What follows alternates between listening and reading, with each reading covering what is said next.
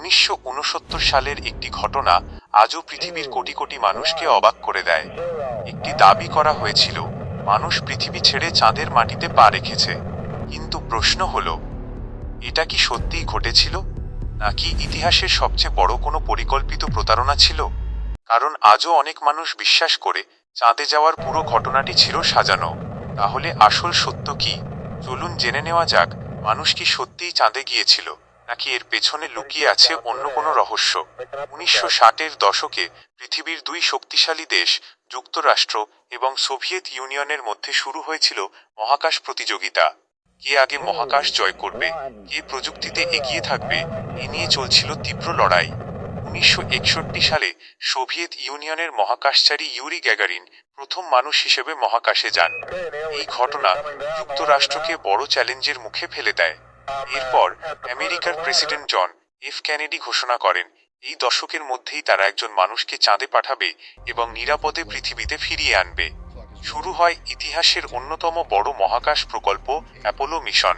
বছরের পর বছর গবেষণা, হাজার হাজার বিজ্ঞানীর পরিশ্রম এবং বিশাল প্রস্তুতির পর 1969 সালের 16 জুলাই অ্যাপোলো 11 মহাকাশযান পৃথিবী ছেড়ে যাত্রা শুরু করে। এই মিশনে ছিলেন তিনজন নভোচারী, নীল আর্মস্ট্রং, বাজ অল্ড্রিন এবং মাইকেল কলিন্স। 4 দিন পর তারা চাঁদের কাছে পৌঁছান। এরপর আসে সেই মুহূর্ত যা মানব ইতিহাস বদলে দেয়। 1969 সালের 20 জুলাই নীল আর্মস্ট্রং চাঁদের মাটিতে প্রথম পা রাখেন। পৃথিবীর কোটি কোটি মানুষ টেলিভিশনে সেই দৃশ্য দেখেছিল। কিন্তু এরপর থেকেই শুরু হয় বিতর্ক। অনেকে প্রশ্ন করে, এটা কি সত্যিই সম্ভব ছিল? প্রথম প্রশ্ন, চাঁদে আমেরিকার পতাকা নড়ছিল কেন? চাঁদে তো বাতাস নেই। এর উত্তর হলো, পতাকার মধ্যে একটি ধাতব রড ছিল। নভোচারীরা যখন পতাকাটি স্থাপন করেন তখন সেটি নড়েছিল। বাতাসের কারণে নয়, বরং স্থাপনের সময় তৈরি হওয়া কম্পনের কারণে। দ্বিতীয় প্রশ্ন, ছবিতে তারা দেখা যায় না কেন? অনেকে মনে করেন আকাশে তারা না থাকা মানে ছবিগুলো ভুয়া। কিন্তু আসলে চাঁদের উজ্জ্বল আলো এবং ক্যামেরার সেটিংসের কারণে দূরের ক্ষীণ তারাগুলো ছবিতে ধরা পড়েনি। আরেকটি প্রশ্ন, ছায়াগুলো বিভিন্ন দিকে কেন? এটাও অনেকের কাছে রহস্য মনে হয়। কিন্তু চাঁদের অসমতল মাটি এবং সূর্যের আলো প্রতিফলনের কারণে এমনটা হতে পারে। তাহলে কি পুরো ঘটনা সত্যি? এখানে সবচেয়ে বড় প্রমাণ হলো, সেই সময় যুক্তরাষ্ট্রের সবচেয়ে বড় প্রতিদ্বন্দ্বী সোভিয়েত ইউনিয়নও এই ঘটনাকে মিথ্যা বলেনি। যদি এটি সাজানো হতো, তাহলে সোভিয়েত ইউনিয়ন আমেরিকাকে অপমান করার সবচেয়ে বড় সুযোগ পেত। আরও বড় প্রমাণ হলো, চাঁদের মাটিতে স্থাপন করা কিছু যন্ত্র আজও বিজ্ঞানীরা ব্যবহার করেন। পৃথিবী থেকে লেজার পাঠিয়ে সেগুলোর মাধ্যমে চাঁদের দূরত্ব পরিমাপ করা হয়।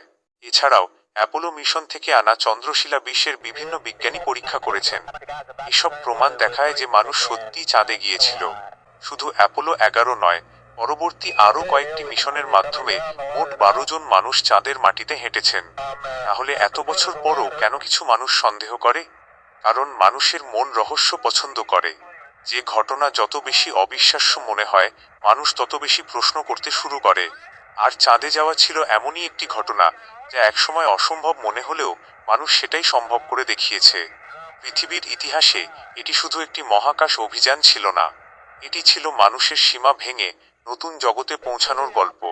তাই উত্তর একটাই, হ্যাঁ, মানুষ সত্যিই চাঁদে গিয়েছিল। আর চাঁদের বুকে থাকা সেই পদচিহ্ন আজও প্রমাণ করে মানুষের কল্পনা একদিন বাস্তবে পরিণত হয়েছিল।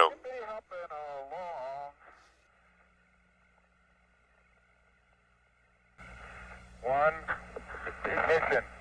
Fly away, Houston. Vector good. We're burning flat. That's fast. Looks good.